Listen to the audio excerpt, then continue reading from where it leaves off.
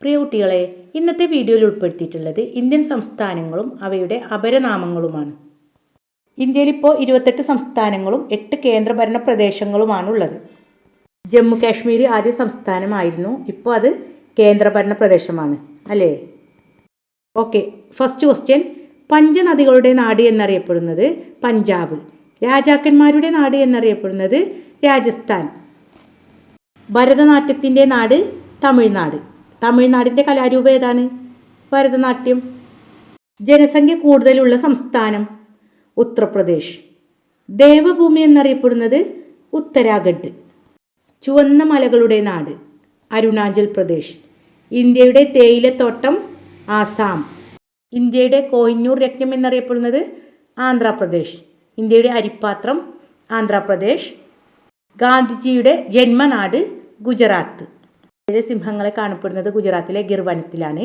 ഗുജറാത്തിൻ്റെ തലസ്ഥാനം ഏതാണ്? ഗാന്ധിനഗർ. ഗുജറാത്തിൻ്റെ നൃത്തരൂപം ഗർഭ. ഇതിൻ്റെ ഫസ്റ്റത്തെ അക്ഷരങ്ങളൊക്കെ ഗാ വെച്ചിട്ടാണല്ലേ പഠിക്കാൻ സിമ്പിളാണ്. LSSൻ്റെ EVS ഇന്ത്യയിലൂടെ എന്ന യൂണിറ്റിലൂടെ വിശദമായിട്ട് നൽകിയിട്ടുണ്ട് കേട്ടോ. നമ്മുടെ ചാനലിലൂടെ LSS USS ക്ലാസ്സുകളും എല്ലാ ദിനാചരണ ക്വിസ് വീഡിയോസും നൽകുന്നുണ്ട് കേട്ടോ.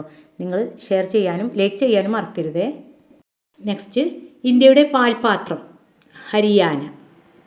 ടാഗോറിൻ്റെ സംസ്ഥാനം പശ്ചിമ ബംഗാൾ. ടാഗോർ ജനിച്ചത് എവിടെയാണ്? പശ്ചിമ ബംഗാളിലാണ്.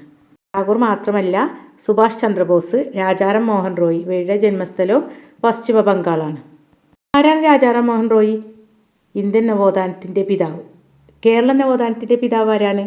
ശ്രീനാരായണ ഗുരു. ഏറ്റവും ചെറിയ സംസ്ഥാനം ഗോവ. അവസാന രൂപം കൊണ്ട ഇന്ത്യൻ സംസ്ഥാനം തെലുങ്കാന. നിർമഹൽ കൊട്ടാരം സ്ഥിതി ചെയ്യുന്നത് ത്രിപുര.